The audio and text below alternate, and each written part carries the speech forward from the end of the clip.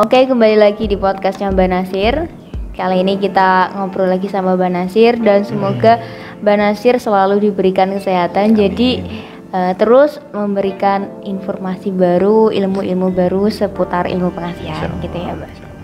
Oke, kita bahas tentang mantan Mbak, karena saya merasa ini perlu saya tanyakan karena ini masuk di pertanyaannya admin layanannya Mbak Nasir gitu. Ini tentang gini Mbah, mantan saya nggak mau diajak balikan Mbah, padahal saya ngarep banget bisa balikan dengan mantan saya itu. Nah ini bagaimana sikap yang harus saya lakukan gitu Mbah. Kan kalau kemarin kita bahasnya mungkin orang yang pengen balikan sama mantan. Nah kalau dia ini sudah ditolak sama mantannya Mbah, itu solusinya gimana Mbah? Sikap yang harus dia lakukan? Ya, sikap yang harus dia punyai ketika di posisi itu ya harus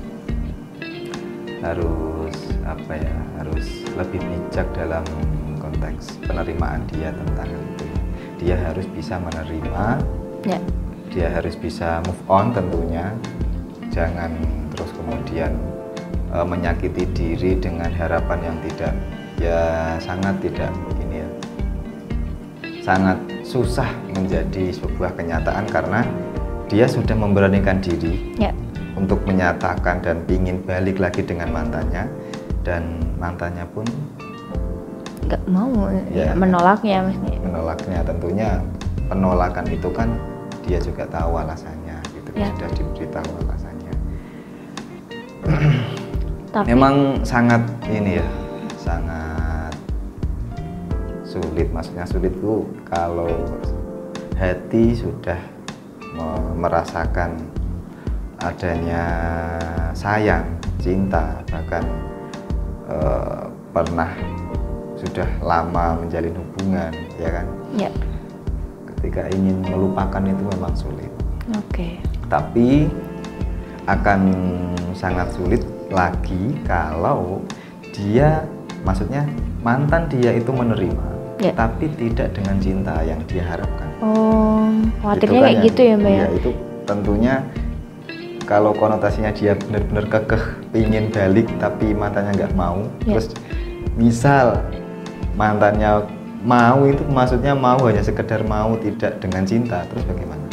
Kan sama aja bohong. Iya, mending nggak usah ya Mbak ya? Mending nggak usah daripada sakit hati lagi tambah. Ya lebih baik membuka diri, memperbaiki diri ketika dengan mantannya itu punya kekurangan, kesalahan, maka dengan membuka hati lagi pada orang lain, ya, pada orang baru, ya dia belajar dari masa lalunya untuk yang lebih baik. Itu akan sangat membantu bagi mental untuk menjalin hubungan, mendapatkan kepercayaan diri ketika mau membangun hubungan asmara lagi yang jangan sampai ada mantan lagi, kan seperti itu tentunya pinginnya. Dan jangan sampai hanya dia yang mencintainya, pasangannya enggak ya Mbak ya? Pasangannya enggak. Maka harus tahu antar satu sama lain apakah mantep, sudah mau bareng, komitmen bareng. Gitu. Tapi kalau misal dia tetap kekeh nih Mbak ya, dia sudah misalnya Mbak Nasir sudah mengatakan kalau lebih introspeksi diri, mungkin itu adalah bukan jodohnya, tapi mungkin dia belum kebuka ya hatinya, jadi masih saya pokoknya maunya nikahnya sama dia gitu kan, mantan saya itu. Ini Mbak Nasir untuk menyikapi klien yang seperti itu gimana Mbak? Ya tentu saja saya kasih saran terlebih dahulu yang lebih bijak, karena tentu orang yang seperti itu sedang depresi juga, sedang down. Perlu adanya seseorang yang menjadikan dia itu kepercayaannya bangun lagi, up lagi, gitu. Perlu motivasi. Tetapi jika memang yang diharapkan adalah bentuk dari usaha, sebuah usaha, dia ingin mengusahakan, misal, ya tetap saya menyarankan dengan sarana puter giling. Jadi puter giling itu intinya dia bisa ini ya Mbak, mengembalikan kekasihnya yang dulu pernah sama dia, otomatis mantan bisa balik sama dia. Tapi kalau sudah dipastikan maksudnya mantannya sudah benar-benar nggak mau dengan alasan yang kuat juga, itu apakah muter giling ini bisa memberikan solusi yang baik juga, Mbak? Ya, kalau itu kan namanya juga usaha ya. Maksudnya seperti ini.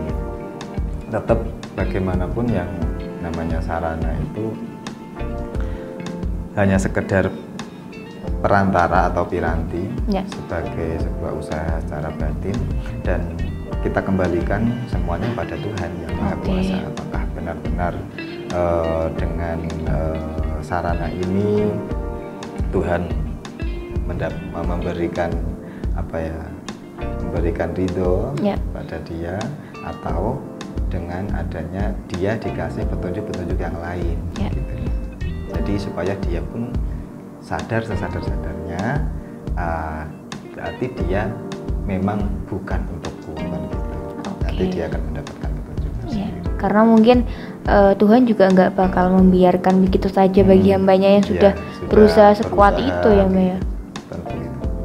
Ya bisa jadi nanti hasilnya itu bukan dia kembalikan sama mantan, tapi kan bisa membuka hatinya mendapatkan pasangan yang baru, kan bisa kayak gitu ya, Mbak ya. Oke. Kayaknya sering ya, Mbak ya, ada orang yang terjerat masalah yang seperti itu. Iya, sering sekali, karena begini, kekurangan dalam ini ya, pengetahuan tentang apa sih maksudnya. Jadi seseorang yang mempunyai pengetahuan tentang cara berpikir yang lebih dewasa atau lebih maju, maksudnya open mind, ya kan, dia akan mudah menerima ide-ide yang mana dapat meringankan dia ketika sedang ada problem. Contoh misal tadi adalah paling kan yang namanya mantan atau sedang putus, tadi kan masalah perasaan atau pikiran yang sedang belum stabil, ya sedang nggak karuan gitu kan. Ketika orang mempunyai pemahaman tentang mindset yang bagus, dia open mind, maka dia akan cepat beranjak dari situ, dibanding yang enggak. Apalagi yang nggak mau. Nah ini beda lagi. Ya, kadang orang yang depresi sampai gitu ya, sampai berat dan sangat signifikan ini merasa kalau dia nggak bisa hidup tanpa mantannya itu ya, Mbak ya. Nah itu kan pola pikir, cara berpikir yang kurang pas. Jadi perlu dirubah intinya di situ dulu. Mindsetnya harus dibuka lagi. Ada tambahan lagi, Mbak, untuk kasus yang seperti ini? Cukup ya.